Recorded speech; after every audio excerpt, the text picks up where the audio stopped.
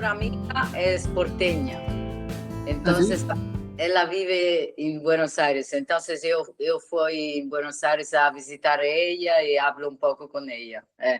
Però parlo volentieri in italiano, così. No, no, y si querés hablar, a Elba le dejamos que escuche. Si vos querés hablar en español y en el momento que no te sale algo, la Eh, consultamos a Elba, perfecto. Va bene, hacemos esto. ¿Y a qué parte de Buenos Aires venís seguido? O sea, In cuando Palermo, venís. Palermo. ¿Palermo? Ah, pleno centro. ¿Y ¿Sí? dónde está tu librería, la tienda de los libros? En Lomas de Zamora, zona sur. Es de Capital, 20 minutos en tren. Es Ajá.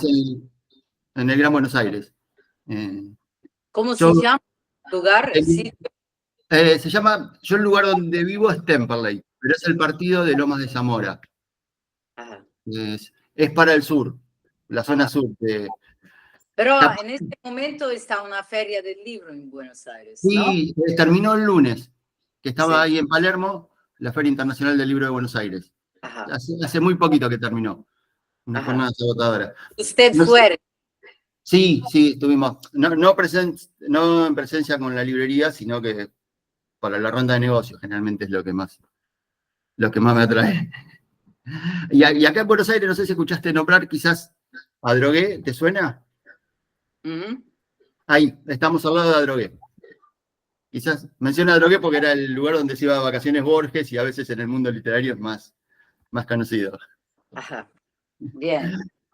Bueno, estamos acá ya charlando, empezamos a charlar con Lisa Ginsburg, autora de este magnífico libro, eh, primero que se publica acá en español o en Argentina, tuyo. È Ujú. il primo pubblicato nell'Argentina? Sí, sí, sí. ¿Sí? Ah, mirá. ¿Y por qué se demoró tanto? Porque tenés varios libros, libros de cuentos, ¿tenés alguna razón o no? Se dio así. No lo sé, pero estoy muy feliz que llegó finalmente en Argentina también. Pero es el primero que fue traducido en España también. Ah, mirá, Ajá. mirá. Me interesa una parte tuya, porque vos sos filósofa, ¿sí? Creo que estuve ahí leyendo, pero te dedicaste a estudiar los místicos franceses del siglo XVII. Después nos metemos en el libro. ¿Qué te llamó la atención de eso? Bueno, estudié en la universidad la filosofía, pienso que era un interés por el silencio, por la cuestión de la interioridad.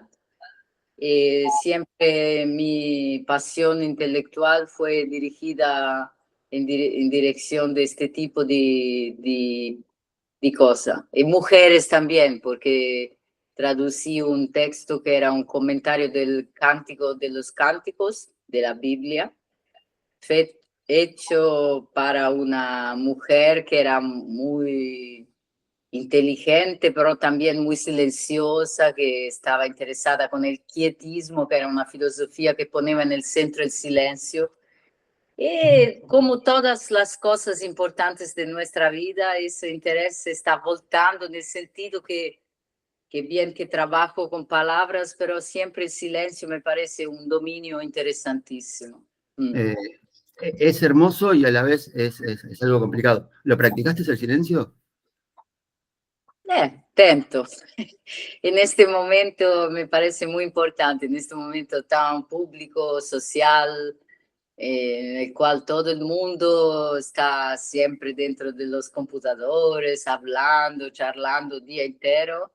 Me parece muy bien intentar practicar horas de silencio cada día. Tento, son tentativos, pero me parece una posición quasi política. Non solo letteraria, quasi politica también, como una forma de distancia de este mundo que está con muy caos, muy Bien. ruido, caos. Te preguntaba porque a mí también es algo que me interesa. De hecho, muchas veces me he ido a la montaña a hacer retiros de silencio y quedarme en monasterios apartados. Entonces dije, wow, me parecía que tenía que ver con esto de quizás la filocalia o los padres del desierto y que te habías interesado por esa parte. Por eso me quería consultar. Me parece un poco un paradoxo de este tiempo nuestro, que todo el mundo está en el computador el día entero charlando, asistiendo a filmes, videos de los otros, de la vida de los otros, Pero el sueño común es andar en el monasterio, viajar, buscar el silencio, el desierto. Es un paradoxo de este momento, me parece. Sí, sí, sí, sí. Igual, bueno, la religión ya está media como, está muy discutida en este momento. No sé si en todo el mundo, pero acá en Argentina es como que ya no es lo que era antes, no sé. Y un poco está bueno hacer una relectura de lo que eran estos místicos del siglo XVII y quizás actualizarlos. Podría ayudar en estos momentos de la sociedad, no sé, creo yo. Sí, me parece muy difícil, pero claro que la escritura puede ser un momento de silencio. Esto es el mejor. Cuando una novela es buena, en mi opinión, es porque está englobada en una longa fase de silencio. Está un poco, perdón, un No, poco como un niño, un poco como un niño que está dentro del cuerpo de la madre, pero en una situación protegida y muy silenciosa. Me parece que cuando una escritura es buena es un proceso similar. Entonces hay que estar silencioso porque si escribe un libro dentro del caos y ruido del mundo cotidiano, no puede salir una novela buena. claro. Tienes que estar dentro de ti y buscar las palabras y antes de esto tienes que buscar una historia, personaje y todo esto necesita de silencio, de una paz no porque tú no estás en un tormento de pesquisa, pero una paz en el sentido de se distanciar un poco de la realidad del mundo, que es un mundo superficial e muito de palavras imediatas. Hay que buscar palabras reflexidas, pensadas. También muchos dicen que las mejores historias surgieron desde el tormento del escritor. Sí, sí, claro, pero también después del tormento hay que estar un momento de paz en el cual tienes que escribir. Escribir por mí también, por mí pelo menos es un momento de calma. Yo no puedo escribir viajando o encontrando tanta gente todo el día porque para mí es un momento un poco místico. No místico, pero un elemento de sacralidad, de paz, de disciplina todos los días, cosas como esta.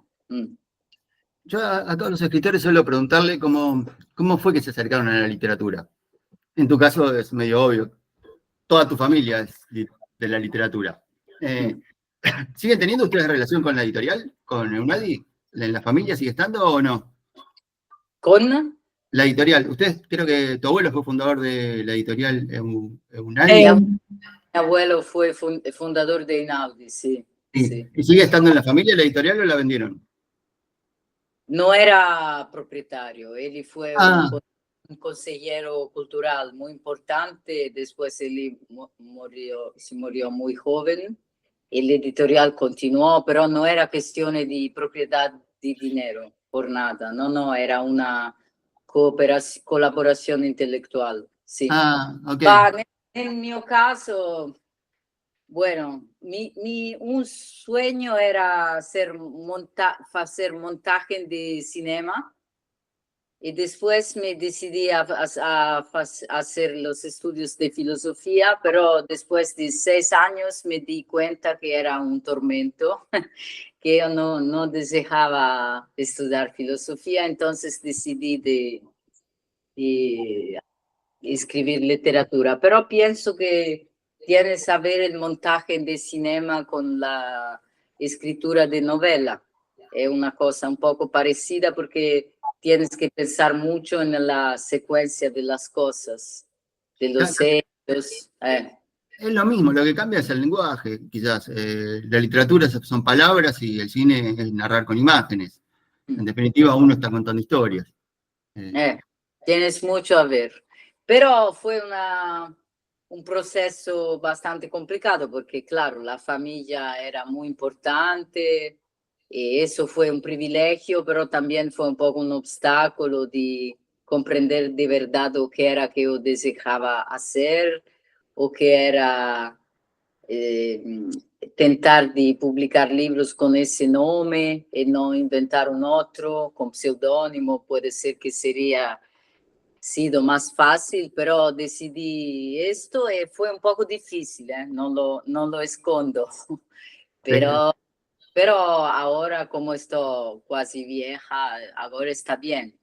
Pero quando era mais jovem, teve momentos difíceis, claro. ¿Y cómo era tu relación con tu abuela de chiquita? Lo familiar, digo, ¿no? Era muy buena, muy profunda, éramos muy ligadas. Yo asistía a ella escribiendo, mirando ella trabajar. Puede ser que esto funcionó un poco como modelo, mismo tiempo, pienso que cada uno tiene su ritmo y ella sabía que yo quería escribir, me apoyó. Ella conocía también la literatura por saber que cada uno cuando escribe es solo, no puede imitar un otro. La escritura es una cosa profundamente individual, no puede tener grandes modelos, pero en el momento de la escritura usted es solo con usted mismo. Pero uno se va nutriendo de varios autores. Quizás al principio uno escribe muy parecido a esos autores y después iba encontrando su propio camino. ¿Vos de qué lectura te nutrís? Ah, sí, perdón. No, pero la búsqueda de la voz, que es la grande cuestión cuando usted decide ser escritor, la grande cuestión es buscar la propia voz. Es una cuestión de silencio, es una cuestión de admiración por otros escritores, pero también una autonomía profunda en encontrar tu propia voz. Y mi abuela conocía muy bien este proceso. Ella sabía que cada uno tiene su proceso que no puede ser igual a los otros. Entonces. Es genial. ¿Y a vos qué autores te nutrieron? Elsa Morante, muchísimo, una grande escritora italiana, y también otros, varios, muchas escritoras mujeres, pero no solo, Virginia Woolf,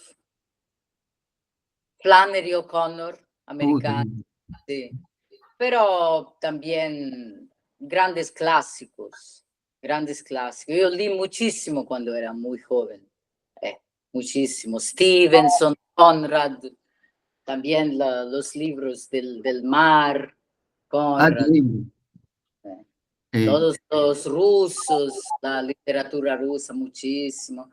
Pero después, yo repito, en el momento que usted está solo con su página, tiene que encontrar algo que no... Claro, los modelos trabajan dentro, pero tu encuentro con tu escritura es una cosa muy íntima y muy complicada, porque en el momento que usted escribe, descubre que no tienes modelos que pueden trabajar.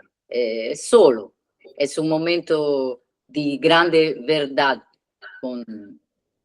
Si usted tiene algo para decir, puede escribir. Por ejemplo, tienes escritores que escriben libros sin nada para decir de verdad. En tu caso, la escritura, ¿es más trabajo o más inspiración? En mi caso, la inspiración es el comienzo, porque tienes que tener una historia, un enredo. La grande cuestión es si tú encuentras una historia. Si encuentras una verdadera historia que es real para usted, después la escritura puede nacer, los personajes llegan, la secuencia, un poco como el montaje que estábamos diciendo, puede llegar. Pero antes de todo, tienes que tener una historia. En mi caso, tienes también escritores que trabajan solo con palabras, con estilo, pero en mi caso tienes que haber una historia y después los personajes tienes que verlos como si fueran personas de tu vida. Y después, esta es la fase de la inspiración. Y después tienes el trabajo, que es una disciplina muy cotidiana, muy metódica, siempre, siempre igual, todos los días. Es una vida muy regular. Mira, Es claro, trabajo. sí. Es ¿Cómo es un tu día? mercado, ¿Cómo es tu día? En este momento estoy traduciendo un libro, no estoy escribiendo en este momento. Pero cuando estoy escribiendo, todos los días son igual. Es muy metódico.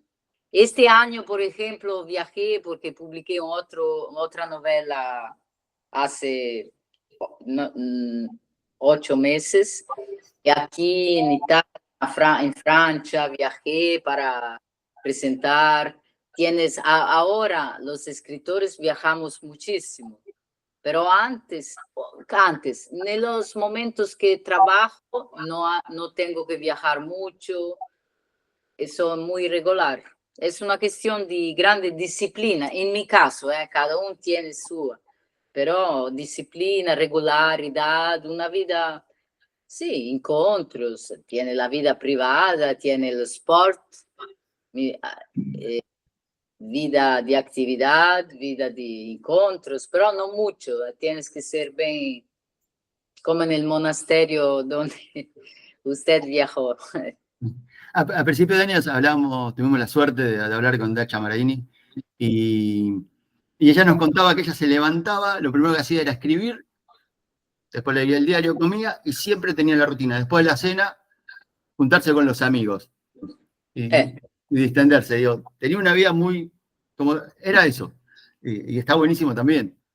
Es muy importante, penso, Dacia es una grande trabajadora.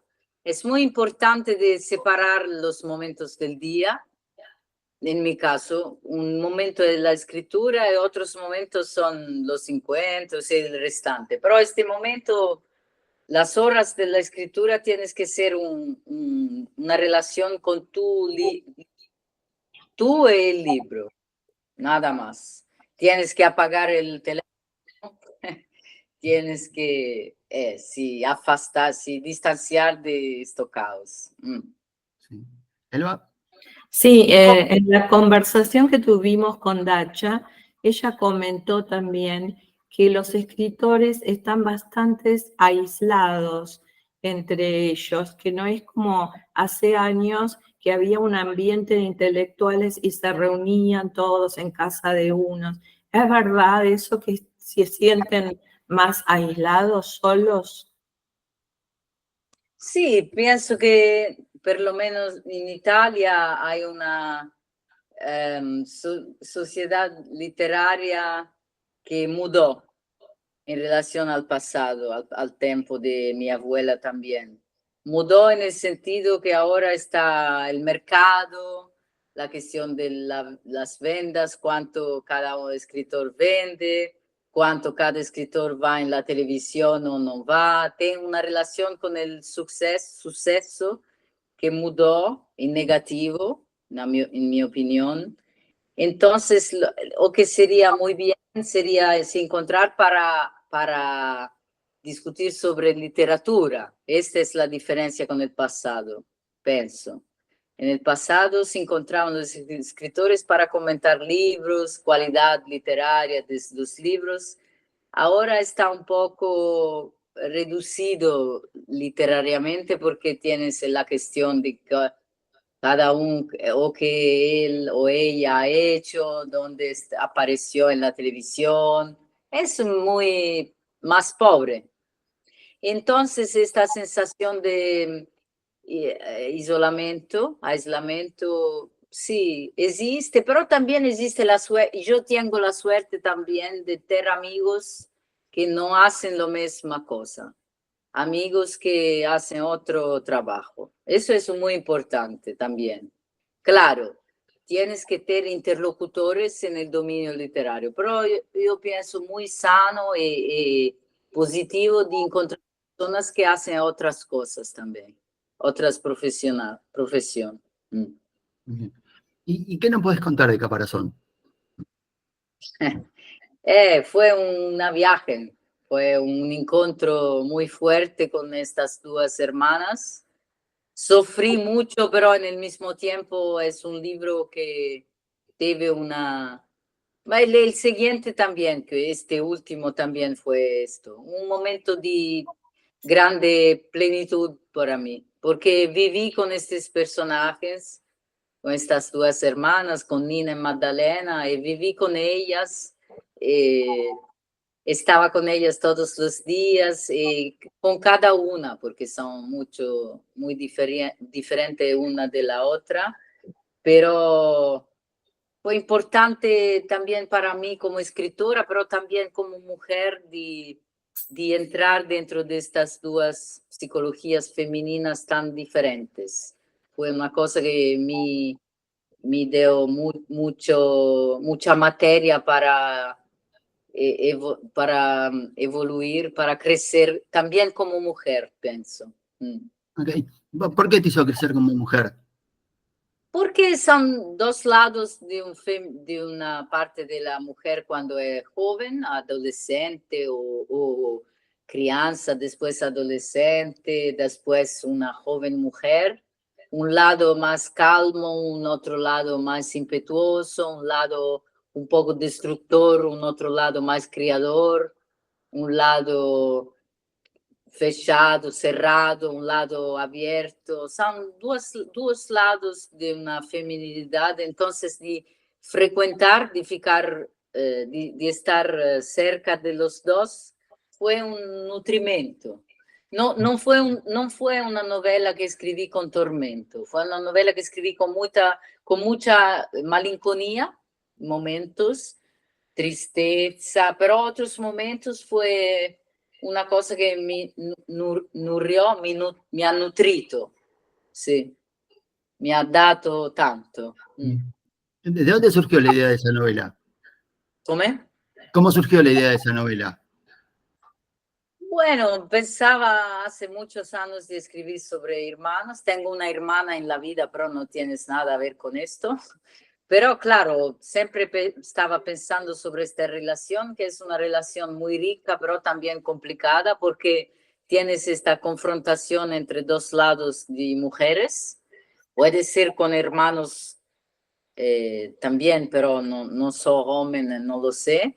Pero claro que yo que sorelle, hermanas, es un dominio muy denso y complicado. Entonces yo quería entrar y también quería probar de escribir sobre lo que es crecer juntas, pero después ser mujeres muy diferentes y crecer juntas sin adultos sólidos presentes, porque en mi opinión la estructura familiar que inventé es muy extraña, pero por lo menos aquí en Italia, en mi opinión, en el mundo, las estructuras familiares se están mudando muchísimo y tienes muchos casos de familia strana. In italiano si dice disfunzionale. Sí, en castellano también. Sí.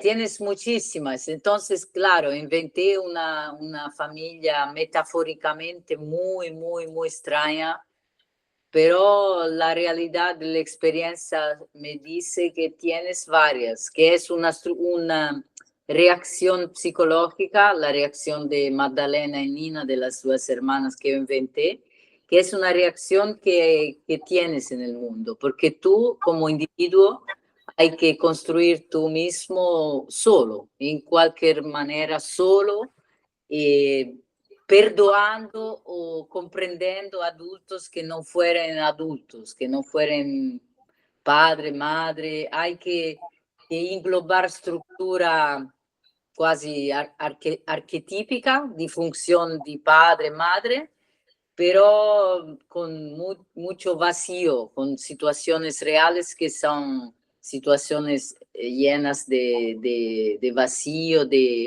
carencia. Me pareció que era una dimensión universal y la publicación del libro fue un poco esto, porque recibí muchas reacciones de lectores que se encontraban con dinámicas similares.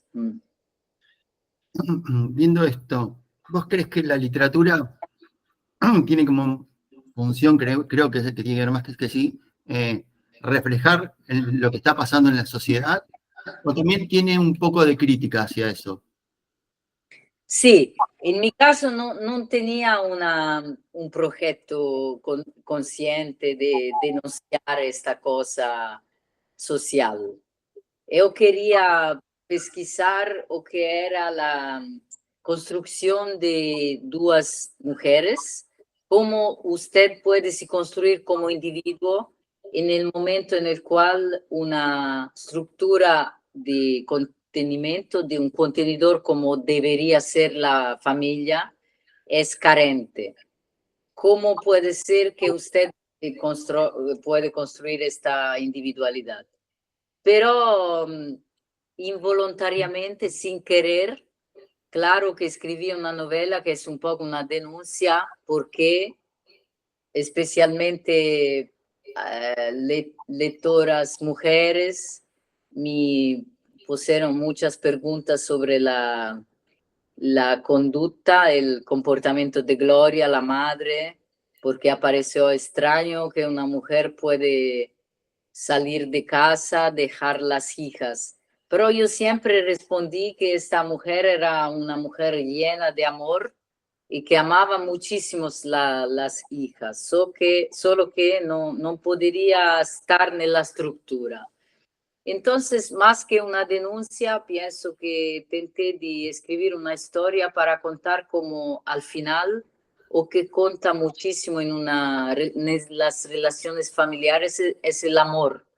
Cuando usted ama, ama con abertura de corazón, es difícil que erra profundamente.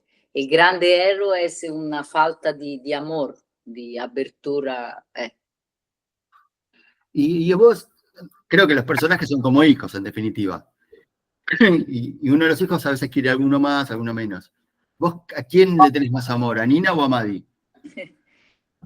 No lo sé, siempre pensé, claro, escribí la historia del punto de vista de Magdalena, de Maddie, porque puede ser que estoy un poco más parecida a ella. Pero claro que pienso que siempre en todas las relaciones de hijas tienes una Magdalena y una Nina que están juntas en la misma hija, porque cada uno de nosotros tiene un lado que es más violento, el otro que es más conservador. Es importante de hacer dialogar las dos, pero claro, la escolha de escribir del punto de vista de Maddie fue porque pensé que ella era la custodia de la memoria de la historia familiar, era la mujer, la hija que podría contar. O que es importante, cuál personaje de una familia puede ser el narrador. Pensé que el narrador podría ser solo ella porque era sabia, pero tímida, pero observadora. Todo empezó con la idea de Magdalena que miraba a Nina. Vos, también, te saco un poco el libro y después volvemos. También trabajaste en la radio como periodista. Sí. ¿Qué hacías ahí? Trabajé 11 años y gustaba mucho. Hacía entrevistas a escritores. Ah, qué lindo. Escritores extranjeros cuando era tiempo que, sí, cuando viajaban aquí en Roma y yo preguntaba muchas cosas, encontraba ellos. Y también he hecho una transmisión por 2 años que era siempre entrevistas sobre cómo a escritores, pero también actores o directores de cinema, cómo cada uno organizaba su biblioteca en casa. Ah, qué Yo lindo. entraba en las casas de los otros y preguntaba cómo estructuraba los libros. Era lindo, sí, fue muy, sí, sí, era muy curiosa. Yo amo de hablar con los otros, como usted está haciendo conmigo. Qué Sí, lindo. sí, sí. Llegó un momento que era cansada porque encontré muchísima gente también muy famosa, sí, sí. Dame un consejo entonces, cómo entrevistar a escritores. ¿Cómo? Dame un consejo de cómo entrevistar a escritores, porque yo lo voy haciendo de ponchazo. no lo sé, pero eran momentos mágicos, porque ellos viajaban aquí en Roma, Roma era bellísima. Roma es bellísima siempre, pero en esta época era más limpa, más linda. Un minuto, un minuto. Más limpia, dijo. Uno. ¿Cómo? Sí. ¿Y vos cómo organizas tu biblioteca entonces? Bueno, ahora es autores del mundo, todos los ingleses juntos, franceses, y dentro es alfabético, pero la distribución es geográfica. Por ejemplo, me fue en Alemania, en Frankfurt, para presentar Carapazón, y la presentación fue en una librería bellísima, y la mujer, la propietaria, estaba distribuyendo todo igual. Todos los autores solo por orden alfabético, sin geografía. ¿Y usted cómo hace? Por editorial. Ajá. Eh, No por geografía. no, no, porque se está dando algo en Argentina, que no sé si es en todo el mundo, que cada editorial tiene un perfil muy, muy definido. Cada editorial es independiente.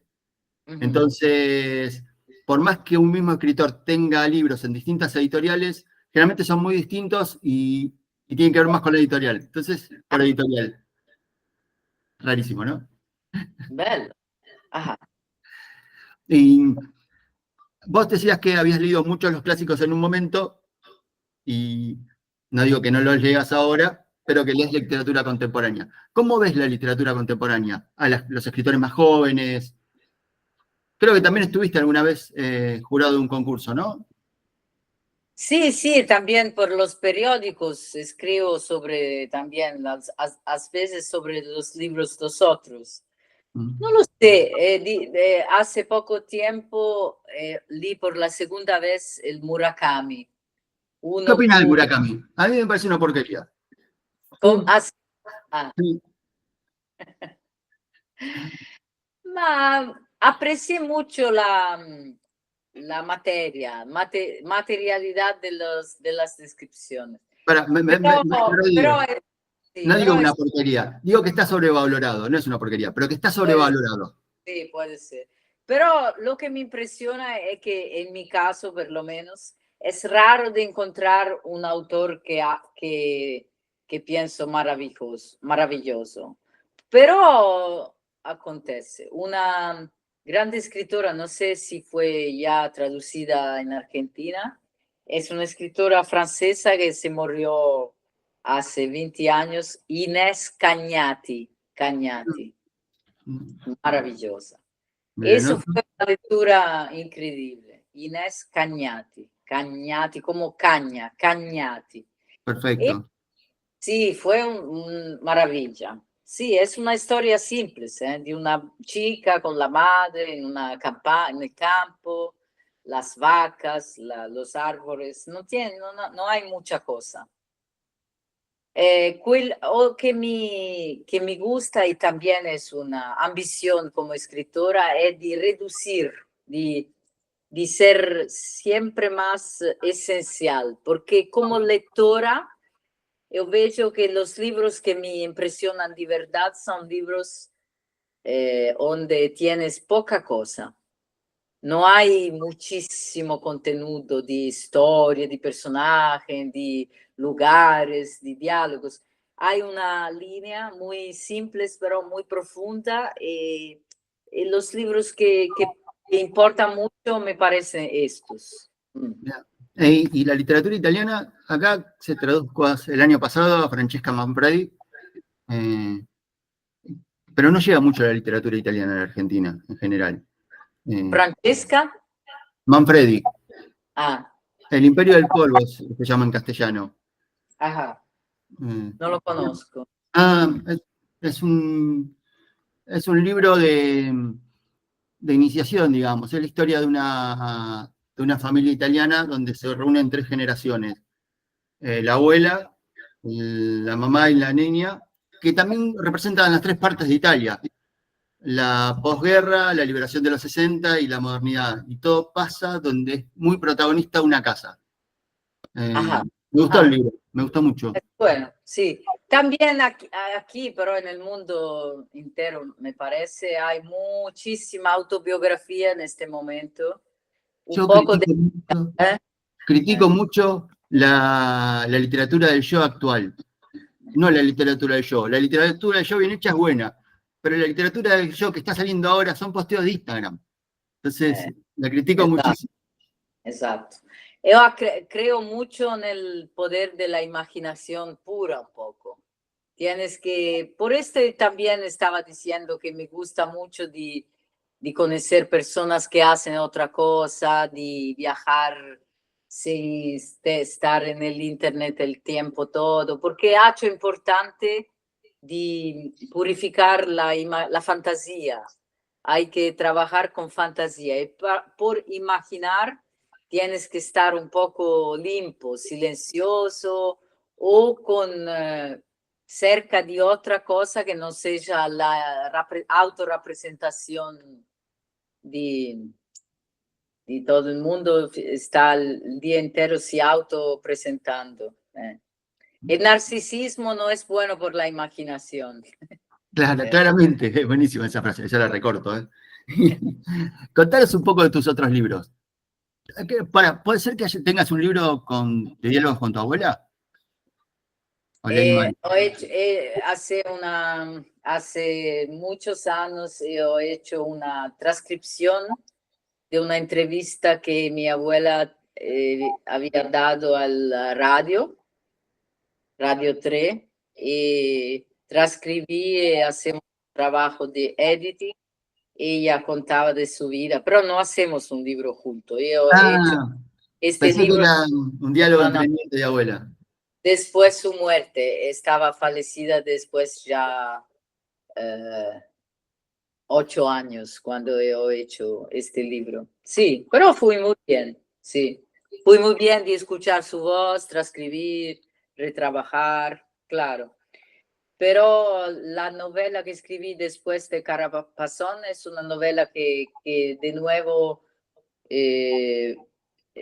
fala de adolescentes, pero tienes una chica que es la hija de los guardianos de una grande villa y llega un chico de su edad que es el hijo adoptado de los propietarios de la villa. Es una grande amistad un poco amorosa entre este chico y esta chica. Después el tiempo pasa, se encuentran de nuevo, pero no hay nada a ver con Carapazón, sino que tiene a ver con esta edad entre los 9, 10 años y los 14 años. Siempre me parece una edad muy rica de sugestión literaria, porque es el momento en el cual la infancia se acaba y comienza una reflexión. Y también por Nina y Magdalena llega un momento en el cual la infancia se acaba y tú tienes que comenzar a te colocar como persona en una historia de tu vida, pero tienes que se distanciar de la familia también. Entonces, tiene a ver poco, pero un poquito. ¿Vos cómo sos como lectora? Por ejemplo, ¿te gusta subrayar los libros o tienen que quedar impolutos? No. Cuando un libro me gusta mucho, está conmigo en todos los lugares. Es proporcional a cuánto me gusta un libro de arruinar las páginas, suchar. Cuando llega perfecto, quiere decir que no me gustó mucho. ¿Y cuál fue el último libro que lo subrayaste todo? No está perfecto. Varios. Ahora yo leí, por ejemplo, un romance maravilloso turco de la Turquía. Fue traducido ahora en italiano, pero es un clásico, es final del 1800. El nombre es Enveja. Ah, mira, no lo conozco. Bellissimo. Sì, sì, però por ejemplo aquí de aquí a poco va a ser el verano, estoy con deseo de releer comienzo también a releer mucho. Quería releer Los Hermanos Karamazov. Qué lindo. Sí. Esto, como estoy pensando en una nueva historia para escribir, estoy necesitando de cosas de nivel alto, de grandes historias, porque o que importa, en mi opinión, son las historias. Tienes que haber una cosa a narrar. Esto no es siempre. Estamos contornados de libros, muchísimos libros, pero no es que todos contan historias. No. Y una historia es una cosa que no precisa mucho, pero tienes que estar después en la memoria de usted como lector, tiene que estar mucho tiempo después, tienes que estar. Igual hay dos tipos de libros para mí. Los que te atrapan por la historia y por los que te atrapan cómo cuentan la historia, por lo literario propiamente dicho. Claro. Y yo me parece que los dos van de las manos. Hay un autor español que lo hace perfectamente, esto de que la historia no importa, que queda en segundo plano, que es Eloy Tizón. A mí me da mucho placer leerlo, Eloy. Y la verdad que la historia no está en primer plano. Pero sí estamos de acuerdo que la literatura es contar historias. Para vos, ¿qué tiene que tener una buena historia a contar? Tiene que tener un lado un poco metafórico, tienes que estar una historia que habla de la vida sin hablar voluntariamente de la vida, que habla de mitología sin hablar como la mitología, porque los mitos, por ejemplo, son grandes modelos. Un grande modelo es releer la Odisea, el Virgilio, l'Eneide, los clásicos, porque en los cuentos mitológicos tú hay todo. Tienes que ser historias muy densas, donde tú puedes reflejar sobre la vida, reflejar sobre la vida, pero sin un deseo explícito de hacer reflejar. Es que hay que estar un poco todo involuntario, es un poco una magia, no puedes saber cómo. Pero los cuentos mitológicos me parece un modelo muy, muy bueno porque hay esta densidad de cualidad, pero también hay que estar una cosa simple, porque las cosas muy importantes son simples, pienso. No son muy, muy, muy complicadas.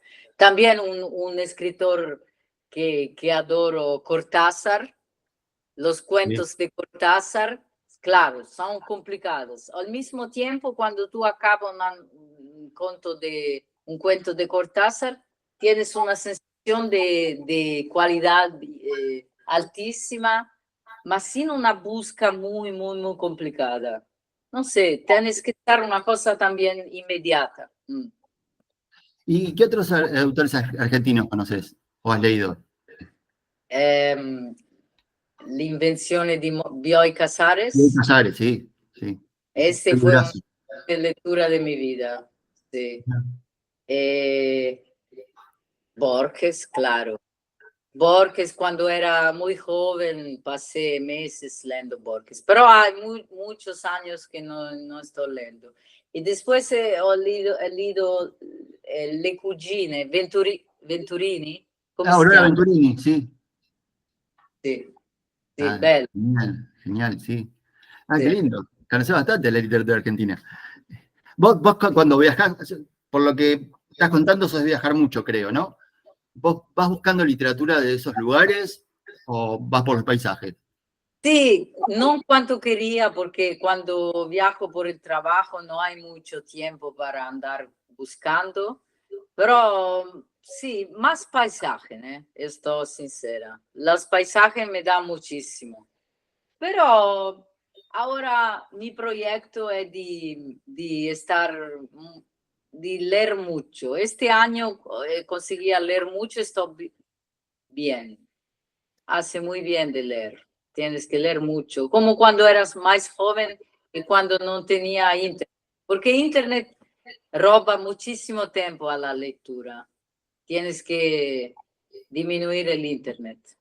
¿Y vos que te fijás, horarios de lectura? ¿Cómo son tu rutina de lectura? ¿O cuando tenés un tiempo libre lees? ¿O cómo lo haces? Principalmente la tarde, la mañana es por la escritura mía, la tarde por leer los otros. Sí. Bien.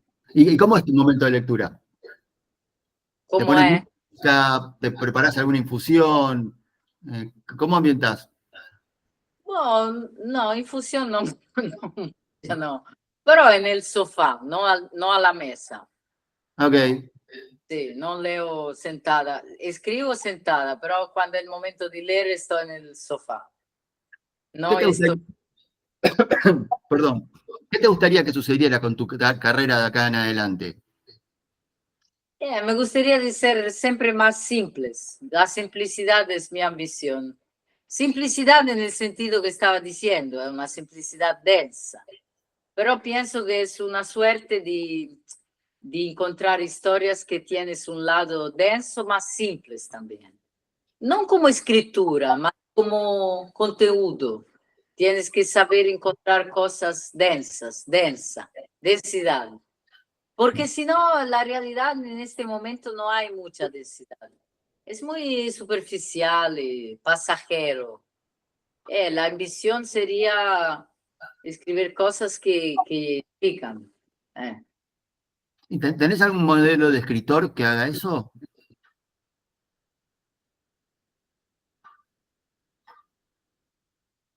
Pero de nuevo, es una cosa que usted puede hacer no voluntariamente. En mi opinión, tienes que ser un resultado. Por ejemplo, un libro español que amé muchísimo hace algunos años fue Patria, de Aramburu. Sí, qué librazo. Qué librazo. Pero este fue un libro, como estoy pensando, de densidad. Patria era un libro muy denso. Sí. Pero pienso que él encontró una arquitectura narrativa muy fuerte, pero después se abandonó a escribir, no teve tanto cálculo. Yo pienso que la vera literatura no tienes mucho cálculo, puede tener muchísimo trabajo como disciplina, pero en el comienzo tienes que estar una historia. Patria Aramburu era una historia. Y lo que me parece genial de ese libro es que es una historia chiquita dentro de un drama gigante que te hace ver el drama de otra forma. Exacto. El mes pasado charlamos con Alex Steger, un escritor esloveno que escribió cuentos de guerra. Y él en Eslovenia está viviendo la guerra, porque tiene Latina al lado. Entonces le preguntábamos que nos cuenta. Acá en Argentina la guerra es algo que vemos por la tele, como podríamos ver una película de Hollywood. Y tomás conciencia de la guerra cuando conocés las historias pequeñas, las historias individuales. Pasó tal cosa, tal otra. Me parece que Aramburu lo que hizo con Patria fue eso. Una historia pequeña, darte cuenta del horror que había sido ahí. Absolutamente. Es maravilloso el libro. Pero ecco, a veces es una suerte de encontrar las historias.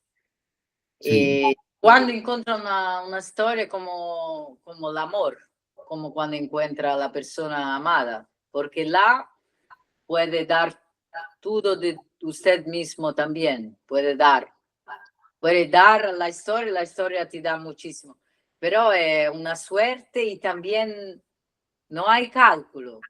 Porque, por ejemplo, tienes mucho autobiografía, tienes también romances que están dentro de la realidad contemporánea. Pero a veces no es importante de ser actual.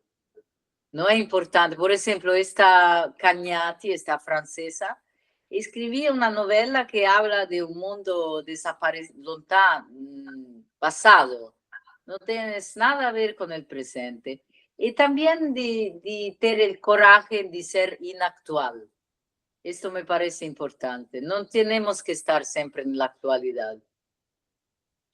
Igual creo que los temas de la literatura trascienden las épocas y las sociedades. Hay 4 o 5 temas que abarca la totalidad de la literatura y después es cómo la contás y tiene que ver la persona que lo cuenta desde su posición lo que te hace la variación. Claro, claro. ¿A vos las historias te llegan o las buscás? Eh. Dipende, dipende. Tienes milagros. Yo tengo un poco una presunción, es que puedo saber muy luego cuando estoy como lectora si un libro tiene cualidad. Pienso de tener un poco de intuito y de intuición sobre la comprensión. Pero es muy raro que si un libro en las primeras 20 páginas no me convenció, es muy difícil que después pueda me convencer después, porque la cualidad es inmediata. Pero cuando tienes grandes libros, yo estoy feliz de reconocerlo, claro. Pero son pocos. No, pero me refería a vos como escritora. Sí. Cuando pasa a ser una historia, tiene que ver con que la estuviste pensando, laburando, trabajando, perdón, me sale el porteño. La estuviste trabajando mucho y dijiste quiero escribir de esto, o te vino, te llegó a la mente esa historia y decís, ahí está. Para mí es una cuestión que llega no inmediatamente, por ejemplo, en el caso de Carapazón llegó Magdalena, después llegó Nina, después llegó Gloria, la madre, y paso a paso, como un montaje de cinema, se construyó esa historia, con los personajes. En el caso de la novela que escribí después, la última, la primera cosa fue un paisaje, porque es una villa cerca de Firenze, en Toscana, y llegó a este lugar que no existe, pero lo inventé, me comencé a pensar muchísimo en este lugar. Entonces, son imágenes, en mi caso, pero también tienes que estar una historia, claro, pero es un proceso no lentísimo, pero un poco gradual de cosas que llegan imágenes. ¿Cuál te gustaría que fuera el mejor elogio que recibís de Caparazón, por ejemplo? Que es una historia que puede fijar en la mente también después de años que usted ha leído. Esto me parece un grande complemento. Cuando la memoria puede ainda tener una lembranza, me parece la cosa más alta posible. Y también das talleres, ¿no? De escritura. Sí, sí. He hecho mucho esto en París, cuando vivía en París, porque viví 12 años en París. Ahora aquí también, pero aquí tengo la suerte de poderlo hacer vivo. En los últimos años, después la pandemia, he hecho como esto con ustedes, que es muy bien, pero es virtual. Y hacer un taller de escritura virtual es un poco complicado. En el largo plazo es mejor de trabajar junto real. ¿Y cuál es la primera sugerencia que le das a una persona que está por escribir? De buscar su voz, Sí. poder leer a alta voz tu texto y sentir que tu voz es la tuya, ¿no? Estamos hablando mucho de la voz narrativa, ¿no? Que quizás hay mucha gente que no sabe qué es encontrar la voz o qué es la voz literaria. ¿Cómo la puedes definir? Pienso que casi es una voz que cuando tu escritor está leyendo de voz alta es como si está hablando, que no quiere decir que la palabra escrita sea igual a la palabra parlada, Nada, sí.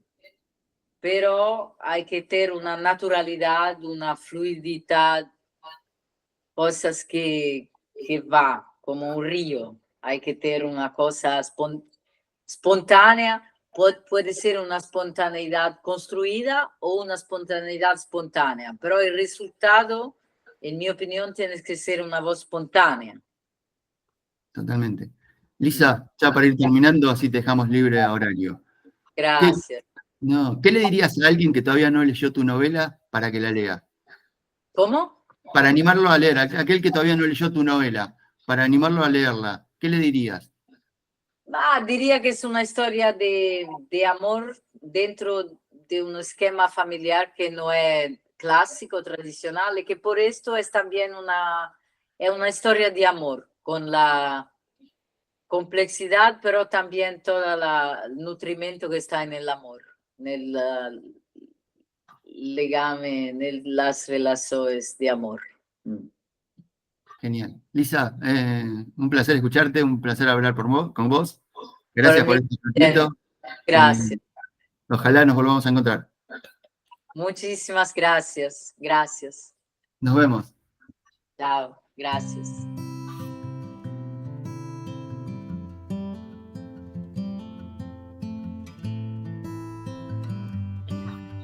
Bueno.